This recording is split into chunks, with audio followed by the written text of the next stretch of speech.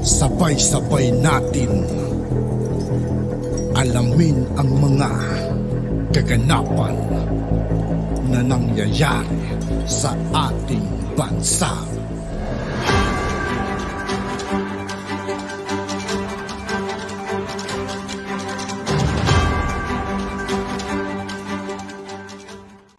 Yo, what's up mga kaibigan? This is I2K po again. Ngayon nandito naman ulit tayo sa channel ni Pinas Viral News. Dito naman ulit tayo magbibigay ng komento at reaction. Kaya samahan niyo ako guys. Let's go! Balita kung saan ay papansin lang para pag-usapan. Ito ang naging maanghang na komento ng marami sa ating mga kababayan na tila pagsawsaw di umano ni Arnold Clavio sa isyu ng Maharlika Wealth Fund na noon pa man ay naging mainit na sa mga mata ng publiko. 203 billion pesos na state tax issue ng mga Marcos muling inungkat di umano ni Clavio para birahin ang pamilya ni Pangulong Bongbong Marcos. Pero bago ang lahat mga kababayan, sa lahat ng hindi pa nakasubscribe mga kaibigan kay Pinas Viral News, mag-subscribe na po tayo at huwag nyo rin pong kalimutan mag-subscribe dito sa aking channel. Kung bago ka pa lamang sa channel namin, ay huwag kalimutang mag-subscribe at pakiclick na din ang notification bell para mas maging updated ka palalo sa lahat pa ng bagong videos na i-upload namin. At yun na nga mga kababayan, viral trending ngayon sa mundo ng social media ang di umano'y balita ang ating matatandaan noon na minsan ay sinabi nga ng sikat na TV at radio newscaster na walang iba kundi si Arnold Clavio na imbis na pondo mula sa pensioner ng SSS at GSIS kunin ang perang gagamitin sa Maharlika Wealth Fund ay mas mainam gamitin na lang ang 203 billion pesos na state tax na di umano'y utang ng pamilyang Marcos. At ayon pa kay Arnold Clavio, 203 billion. Hanggang ngayon mga kaibigan, yan pa rin yung binabato nila sa Marcos. Ano? Hindi naman nila mapatunayan. Grabe yung mga taong ganyan mga kaibigan. Napaghalataan sila masyadong galit sa Marcos, no? Pesos na state tax, 275 billion pesos para sa Maharlika Wealth Fund, 72 billion pesos na lang ang kulang. Pwede na ba? At kung hihingan natin ang bawat mambabatas ng tig 100 million pesos bawat isa, nasa 250 members of House of Representatives o sumatotal ay makakalikom ng 250 billion pesos. Sakto lang. Kaya dapat bilisan na ng Bureau of Internal Revenue o BIR at nang magkaalaman na kung mayroon ng pananagutan ang mga Marcoses kaugnay sa usapin ng estate tax. Unquote. Sa naging official statement na ito ni Arnold Clavio ay talaga namang kumpirmadong may pasaring nga si Arnold Clavio dahil pilit itong inuugnay ang state tax issue ng pamilyang Marcos para maging relevant ito. Nang lumabas nga ang balitang ito ay umani agad ng samut-saring komento mula sa marami sa ating mga kababayan at marami nga sa kanila ngayon ang hindi mapigilan ang kanilang sarili na maglabas ng kanilang inaing at komento sa mundo ng social media. And the netizen posted, hindi natin makakalimutan ang mga ninja moves nitong si Idol Arnold Clavio. Akala mo tutulong siya kay Sara. Hindi ko kasi mahanap mga kaibigan yung about dito sa issue na to, yung about kay Sara Balagbagan na nirape niya raw, sabi. Nakikita ko sa mga comment section mga kaibigan Balabagan, yun pala may maitim na hangarin. Hahaha, idol, bumalik na naman ang kasikatan mo Arnold Clavio, anong sagot mo sa sinasabi ni Sara Balabagan noon na tungkol sa'yo na hindi binabalita noon sa media? Grabe ka kung makapagusga sa Pangulong, dapat sa'yo makulong habang buhay para mabigyan ng hustisya ang ginawa mo kay Sara Balabagan na binuntis mo pa. Kaya Presidente Marcos, nananawagan po kaming mga ordinaryong Pilipino na sana ay mabigyan ng hustisya ang ginawa ni Clavio kay Balabagan. Dapat ay matanggalan na ng lisensya at makulong na dapat yung tao na yan. Ganyan talaga ang mga taong inggit na inggit at hindi maka-move on. Walang alam kundi yung mali ang ilalahad ng walang pakialam. Nagtatanga-tangahan, tanga nga sila. Parang i-prepare yung vlogger na nagbabalita kaysa yung ibang media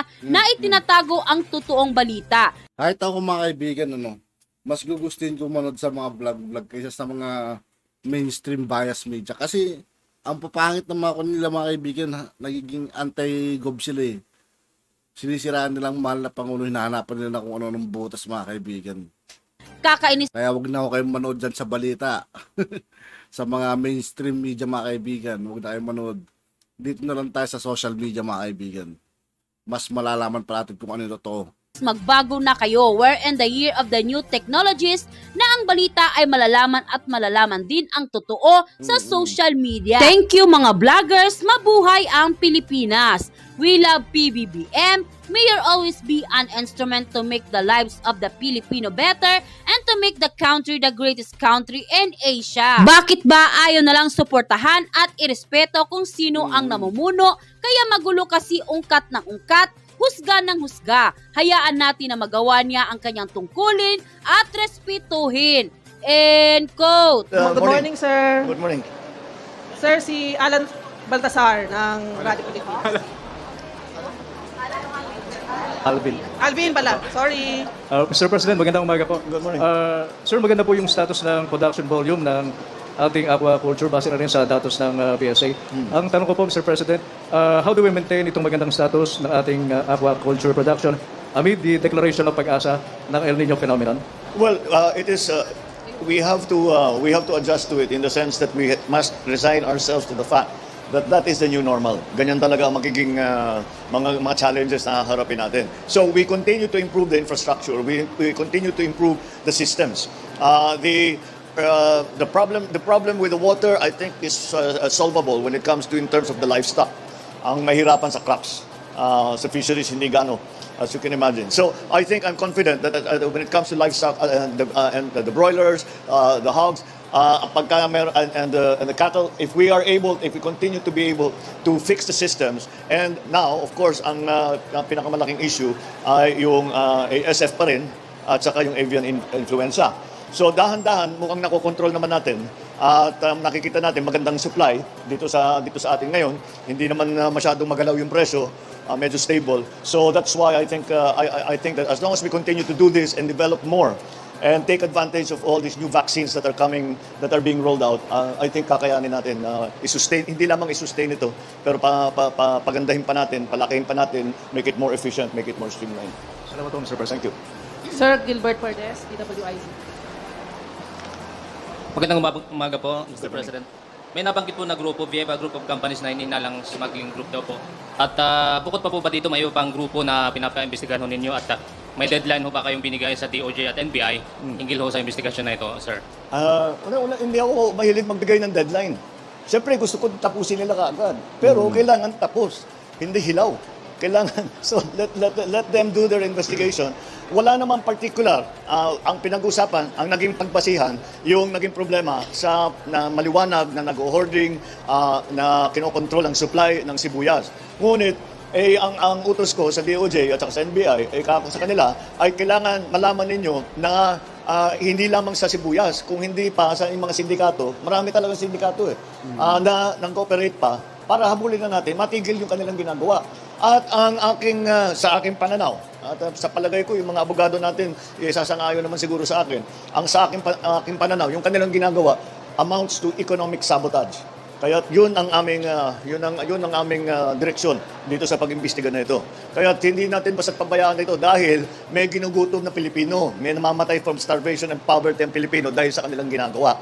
Kaya hindi maaari nilang ituloy yung kanilang ginagawa. At tama na yan at titigilin na natin yung kanilang masasayang ginagawa dati. Thank you, sir. Leth Narciso, DZRH.